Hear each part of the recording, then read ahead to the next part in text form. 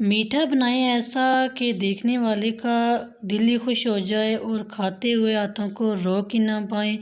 आज फिर से आपके लिए बड़ी यूनिक सी स्वीट डेज़र्ट की रेसिपी लेके आई हूँ। बगैर चूल्हा जलाए हम ये बनाएंगे और दो चीज़ों से हम इसको तैयार करेंगे। देखने में ये जितनी ज़्यादा खूबसूरत लग रही है, खाने में इतनी ज़्यादा टेस्टी और डिलीशियस है। 5 से 10 मिनट में ये हम तैयार करेंगे रेसिपी। तो कंप्लीट रेसिपी देखिएगा। बिस्मिल्लाहिर्रहमानिर्रहीम। शुरू करते हैं अल्लाह पाक के बबरकत नाम से। अस्सलाम वालेकुम। चलते हैं बिना टाइम वेस्ट किए रेसिपी को स्टार्ट करते हैं। तो इस रेसिपी को बनाने के लिए हमें चाहिए होंगे ब्रेड। तो यहाँ पे मैंने 5 अदद ब्रेड लिए हैं, आप ज़्यादा भी ले सकते हैं।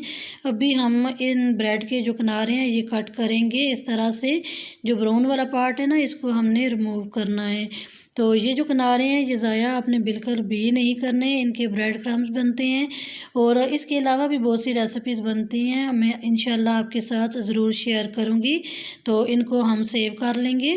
चलते हैं नेक्स्ट स्टेप की तरफ। यहाँ पे मैंने ली है विपिंग क्रीम और यहाँ पे हम थोड़ी सी डालेंगे विपिंग क्रीम। इसको हम अच्छी तरह से बीट कर लेंगे।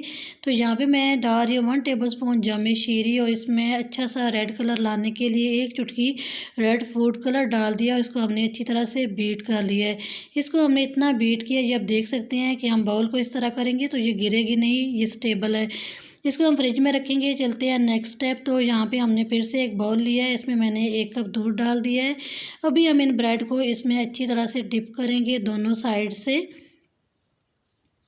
तो दोनों साइड से टिप करने के बाद हम इस तरह से दोनों हाथों में लेंगे और जितना भी जो दूध है ना इसमें, ये सारा हम इस तरह से निचोड़ लेंगे। अभी हमने जो विपिंग क्रीम रखी हुई थी फ्रिज में बीट करके, ये अच्छी तरह से स्टेबल हो गई है। इस तरह से हम चम्मच से इस पर अच्छी तरह से ये क्रीम लगाएंगे। तो पूरी ब्रेड पे अच्छी तरह से आपने ये क्रीम लगानी है। तो अभी हम इस तरह से इसको रोल करेंगे।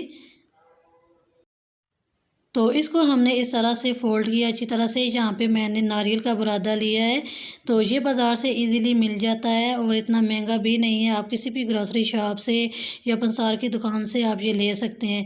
तो अभी हम इस नारियल के बुरादे में इसको अच्छी तरह से इसके ऊपर हम लगाएंगे। तो इसको हम रखते जाएंगे। इसी तरह हम ये सारी ब्रेड तैयार कर लेंगे।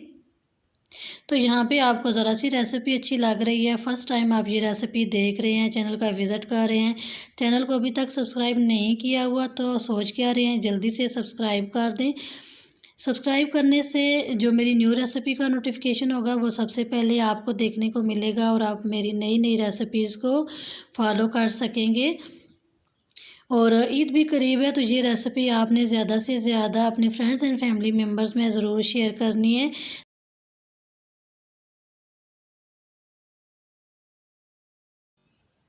तो फाइनली आप देख सकते हैं हमने कितना जल्दी ये रेसिपी तैयार कर ली। अभी हम इसको फ्रीज़र में रखेंगे और इसको अच्छी तरह से ठंडा करेंगे।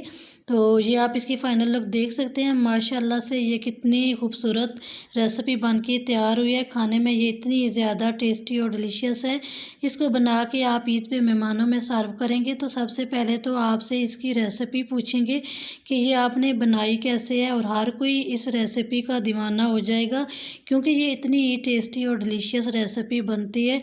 ज़रूर आपने इस रेसिपी को बनाना है।